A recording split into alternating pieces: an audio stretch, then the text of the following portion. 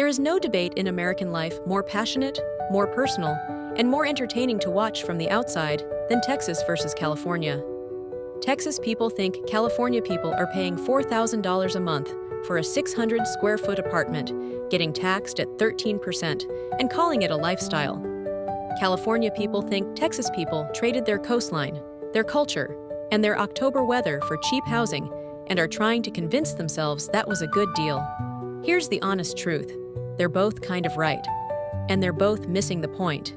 Today, we're doing the full lifestyle comparison, not just the tax and housing numbers, which we've covered extensively, but the actual lived experience, the food, the culture, the outdoor life, the social energy, the things that make people in each state genuinely evangelical about where they live. This is going to be honest, occasionally funny, and hopefully useful for anyone trying to make this decision.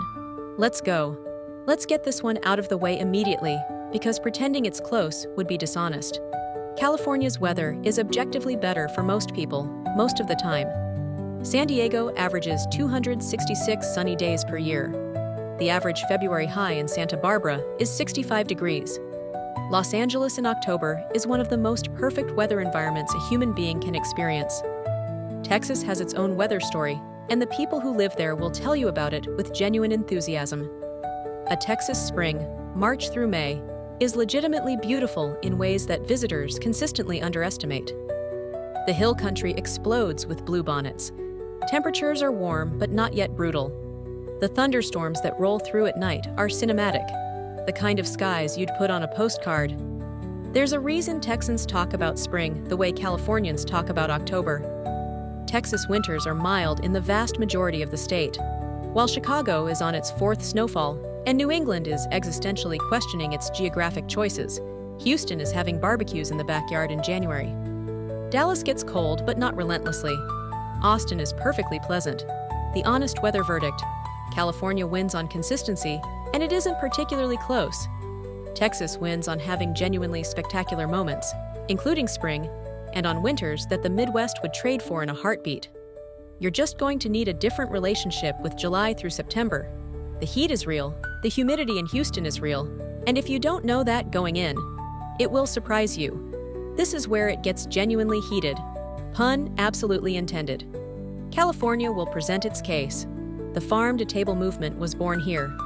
The wine country, Napa, Sonoma, Paso Robles, is world-class. Los Angeles has the most diverse restaurant scene in North America, with genuine, full-depth representations of virtually every world cuisine. The produce is extraordinary because it's grown locally. The seafood is the freshest in the country, outside of the Pacific Northwest. And In-N-Out, which Texans somehow can't stop talking about, even though Whataburger objectively exists.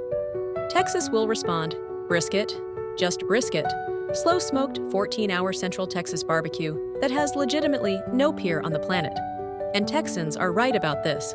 The barbecue at Franklin Barbecue in Austin, or Snow's BBQ in Lexington, or Louis Mueller in Taylor is not regional food. It is a culinary art form. But the full Texas food argument is much broader than barbecue. Houston has been called one of the most gastronomically diverse cities on Earth. 9,000 restaurants, 145 languages, authentic representations of cuisines that Los Angeles can't always match.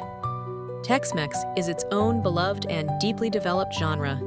The Gulf Coast seafood, redfish, Gulf shrimp, blue crab, is exceptional and affordable. And the culture of eating generously, sharing food, and inviting people over is genuinely different in Texas in a way that feels more communal and less performative than the equivalent in a status-conscious California city. The honest food verdict: California has higher culinary peaks and better produce. Texas has a deeper, more democratic food culture where extraordinary eating doesn't require a reservation made 3 weeks in advance or a price point that requires justification. Call it a draw with completely different flavors. The right answer depends entirely on what you actually love to eat. Okay, California. You win this round and you know it. Let's not pretend otherwise.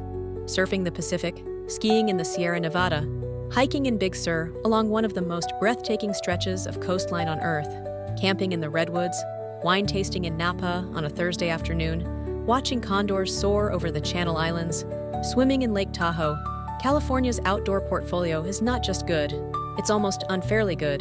The terrain variety within a single state is extraordinary. Texas has genuinely compelling outdoor options that its reputation completely undersells. Big Bend National Park is one of the most dramatic, remote, and undervisited national parks in America. A place of red canyons, hot springs, and desert skies that rival anything in Utah. The Texas Hill Country is legitimately beautiful. Padre Island National Seashore is one of the longest undeveloped barrier islands in the world. The Highland Lakes west of Austin offer excellent water recreation. The Guadalupe Mountains in West Texas are a genuine wilderness. But California has more mountain range, better coastline, more terrain variety, and frankly, more awe-inspiring landscapes per square mile than Texas. This is simply true. The honest outdoor verdict, California, decisively. But Texas has far more outdoor life than its reputation as an urban and flat state suggests. Most Texans simply haven't explored it, and that is genuinely their loss.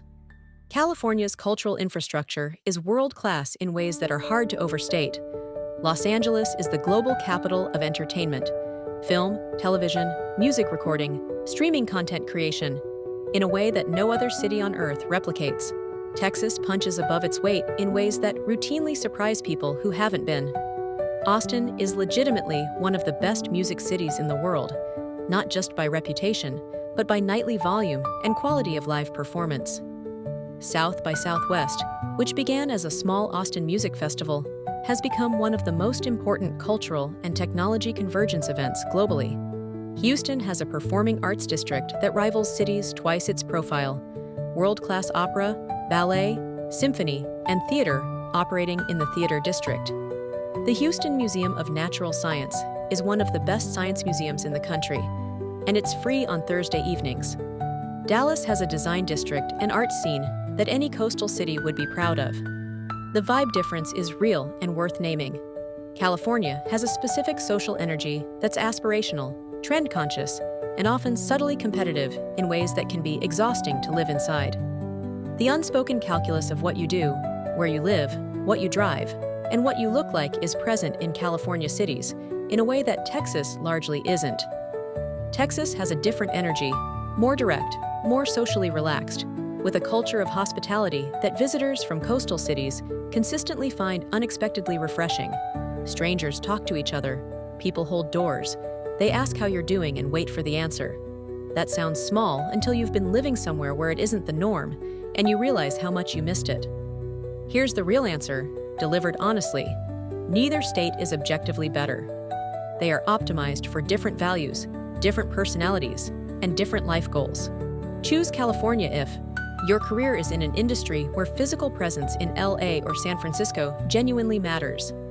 You are deeply passionate about outdoor recreation with no compromises on terrain variety.